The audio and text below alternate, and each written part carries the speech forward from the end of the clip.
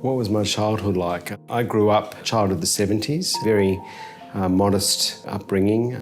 My father and mother immigrated from India, and my father came in 1969, July, my mother January 1970, so at the time I was about 18 months of age. We moved around a little bit initially. My mum worked a number of jobs as a chicken plucker, a nursing assistant. She worked in a kitchen at a hospital. My dad worked riding a push bike as a postman. I had two sisters and I grew up in a fairly new suburb in the northern suburbs of Perth. So we had a fairly modest childhood, but I was happy. So I went to a school called Mercy College, a little Catholic school in the northern suburbs. I was the second stream of co-ed boys, so prior to the year before me it was a girls' school. It was a very small school. There were only 4 kids in my maths class and around 40 kids in my year group in year 12. I very much felt the pressure of wanting to achieve success. My parents I saw as having sacrificed a lot to leave their relatively comfortable lives in India for us to be able to achieve something that they couldn't, or that we couldn't, had we stayed. Unlike some other immigrant families who left in the context of civil war or hunger or whatever, my family left because they chose to leave, and they chose to leave a comfortable life for their children. And so the pressure on me was to adopt a career that justified that decision. My father, from my youngest memories, used to say that when I finished school, I would become a doctor or a lawyer or an engineer or even an accountant or some sort of recognised profession. And so those were really the only options that I had in my head. Although I would have loved to have been an artist or a singer or a performer, those were considered more of a hobby than an occupation. And so the only thing that I really considered as an option before I became a plastic surgeon was one of those other careers. My father was an engineer and I thought it would be reasonable to follow in his footsteps. And so I started off in engineering. I really wasn't happy in engineering, and I was coming up to the 3rd term exams and really didn't see myself as being an engineer, wondering why I was putting all of the effort in. And I was looking for some direction, and I don't mean to get all existential on it, but I actually prayed for guidance. I just didn't know what to do and turned the television on and I saw a documentary on a group of doctors who were performing facial surgery on children in Southeast Asia. And I found what they were doing inspiring. I found it was very creative, and I felt drawn to that type of career path. I didn't know what kind of doctors they were, I just knew that they were doctors.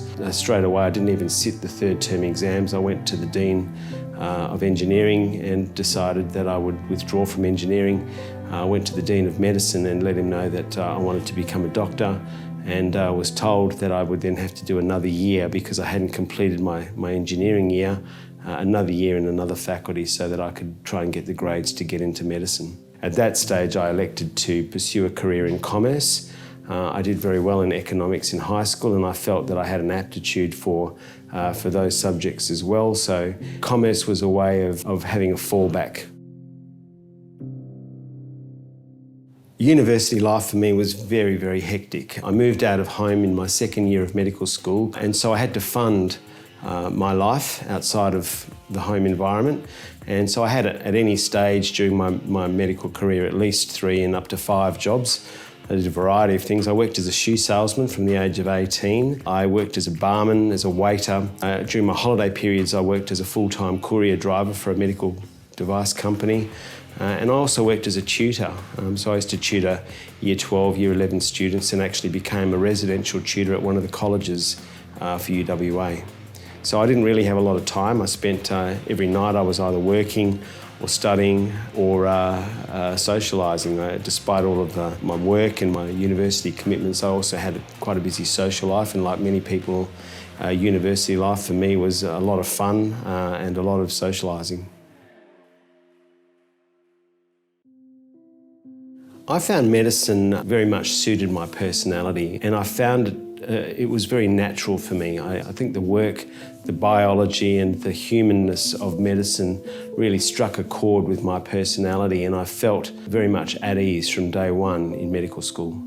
Further on in my medical career, I found out that plastic surgeons did the work that had inspired me to become a doctor in the first place. And so then my path was towards becoming a plastic surgeon so that I could perform that kind of work. During my early training in plastic surgery, and as I progressed through plastic surgery training, my goal was to do that kind of work, to work on kids and to try, if I could, to do facial reconstructive surgery. One of the years of my plastic surgery training was spent in Queensland. At the time, I worked in all the big public hospitals here, and one of the cases that comes to mind is a young Indonesian boy with neurofibromatosis. He had a massive facial neurofibroma that essentially was causing him difficulty with eating, with speaking, social embarrassment. And this little child had been brought down from Indonesia for reconstructive surgery.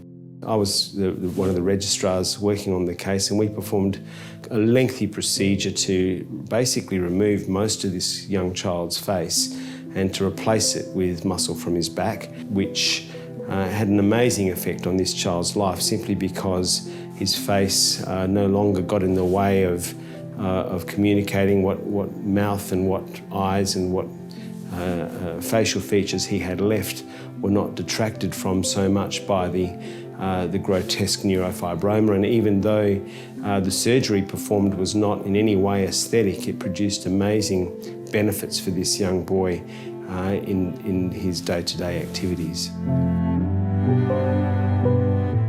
Oh, tell me, what is your greatest fear? What is my greatest fear? For my life to be over and for it to have not meant something. I mean, I've got fear of death, I've got fear of ageing, I've got all the usual fears that people have, probably among them, falling from a great height. But when it comes to life, I think making a difference is what my life, I hope, is about.